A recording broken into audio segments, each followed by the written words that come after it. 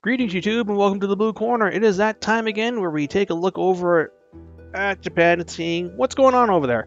Well, unfortunately we only have two tournaments to talk about here and not all the decks are known for them. So this will be somewhat quick, at least as far as the discussion side goes. I do have something I want to talk about at the end, but we'll get there when we get there. First things first, let's take a look over what happened in the OCG with the WGP Sapporo tournament, which was a standard format teams, although the number of teams present is not known. And we only have the first place team, which was Royal Paladin, Neo Nectar, and Shadow Paladin. So let's see. The Royal Paladin list is playing the two of Exculpate the Blaster. Yeah, that's two. And he's only playing two Soul Saver Dragon. Interesting. I figured that you would have just cut Alfred early entirely and just go with 3 Soul Saver for Alfred and then 2 Exculpate. Then we have the Neo Nectar deck list. Now this one is interesting because it doesn't have Sunlight Garden Guide in it.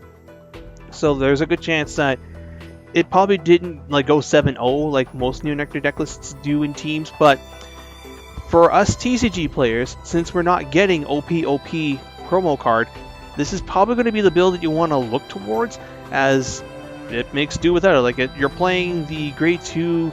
He's got 3 copies of the Grade 2 version of Corolla Dragon, so whenever you call a unit by a card effect, he gets +3. So that can get reasonably big. Like if you call it during a Cecilia turn, it's probably going to get +6 or +9 if it's already in play. Subtract 3k if you're calling it down itself. And we're also seeing a move towards a single copy of the 10k Shield Vanillas in Force Clans. This is something that Kagero has already been doing, Dimension Police already does it, but then again, most of Grade 2s for Dimension Police suck ass. And I think the Shadow Paladins are starting to do this as well. And we've seen a couple of Neo lists prior to this also running the 10k Grade 2. And it makes sense. I mean, you're Force, so you can always throw this on a circle and it can swing for 20 and demand some shield. And then if need be, it can just intercept and be a 10k shield, which is rather nice to have when your opponent's trying to push your shit in. And he's not playing Corolla Dragon, he's playing the 4 copies of Rebecca. Yeah.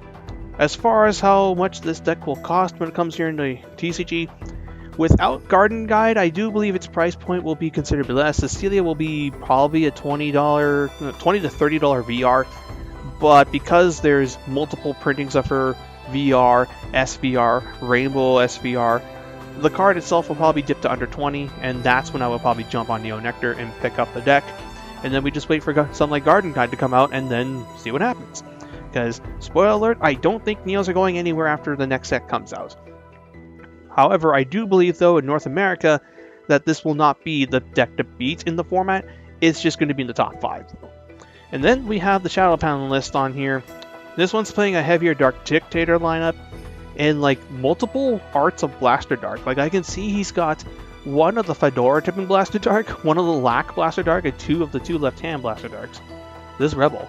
However, we also see the one of 10k Grade 2 in there, Blaster Axe. So another Force Clan that's running the single copy vanilla. And that's pretty much it for that. Then moving on to the premium tournament of this event. WGP Sapporo Premium Unknown Player Account.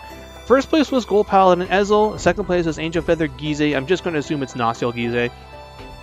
So let's take a look at this gold list, and it's it's Ezel focused. So the idea being, you get the Ezel Superior Ride off early, and then you just stride your opponent's Grade 2. Ezel may be a shit deck in standard format, but at least in premium format, Gold Paladin has just enough of a base to work with so that you can do the Superior Ride and not care about your opponent flip a defense trigger, because then you just stride on their Grade 2. And Mithril Ezel is not actually awful when your opponent's got a low power base. You still got the Quad Drive Gurguit, and then the Multi-Attack Gurguit and Glorious Raining Dragon. Ultima as well, depending on if you're able to Ultimate Stride while your opponent just hit their Grade 3. Golds are a better premium deck than they are a standard deck. Whereas Neos are I believe Neos are a better standard deck than a premium deck. And that's kind of where we're at right now. So, with this week, we're done with the Extra Booster 3 format, and we'll be going on to Extra Booster 4, which is the release of Gear Chronicle, Genesis, and Great Nature. Will North America see a repeat of what happened in Japan? Not quite. Garden Guide is fairly important for Neo Nectar, not having it isn't enough to knock the deck out of tier 1 contention. I do believe it's going to be in the top 5. It's not going to be the deck to beat like it has been in Japan. I think that's actually going to be Angel Feather. Angels were the #2 most played deck in Japan for the last while, and I could see that coming over here. People are treating these results with a great deal of hype behind them, so I think there's a reasonable chance that Angels will see repeat almost the amount of success here as over there. Yeah, I think it really just comes down to how well they can handle Murakumo, and if they're able to handle Murakumo better than OGT can, then yeah, I can see them pulling ahead. And then, yeah, as far as premium goes, Gold Paladin turns out to be quite decent. Now, as far as Extra Booster 4 and what it's going to be doing to this format, truth be told, I don't think it's going to do a whole lot. Genesis might break into the top 5 over in Japan, but that's really it. Great Nature is just not looking good. Gear Chronicle is a hot, inconsistent mess that when it goes off, but it's got issues. And Genesis is good, but man, it is resource intensive. The deck has no counter charge, and it's slow charge. Yeah, slow charge. That's probably the best way to describe how often it can build up soul, because it's really difficult to build up and maintain soul. The deck doesn't really have a lot of cards that actually make it go +1 in soul, and the ones that do have some kind of other cost attached to them. It's not like the older Genesis where you had cards like Grappa and Valencia, so that if you soul blast them out, you build up 2 soul instead. Like your soul options are really limited, and you need to have those soul blast reducers to actually make your big plays. Himiko, though, is a hell of a drug, and I can see that being just enough to get them in there. I also really think that Extra Booster 4 as a whole is just a shit design set in terms of what they did here. Gear Chronicle, the way they handled that, it makes sense, but like with Genesis and Great Nature, Bushiroad decided to waste everyone's time with these pointless ride chains that don't actually help the main focus builds here. I mean, and when I say that is, what the hell was the point of the whole Hamskate thing when it doesn't attribute to the Leopold strat, which is going to be your main win con? Same for Genesis. Why do we even have these godly gauges when literally it's just the 3 Artemis cards that use it, and the rest of Genesis has all these soul charge and soul blast shit? Like, if they didn't waste our shit, not our shit, but they didn't waste our time with this extra stuff and thus creating a second deck strategy in an extra booster, we would have been able to have more focused support on these 2 clans, and Genesis probably would have at least benefited from having a grade 1 triple rare that gets you a soul charge without having to jump through hoops or something. So that's just like my gripes with this set as a whole. Extra Booster 4 will ultimately, I think, not do as well as, say, Extra Booster 3. Gears will be hyped, and Genesis will probably be the more successful deck of the 3.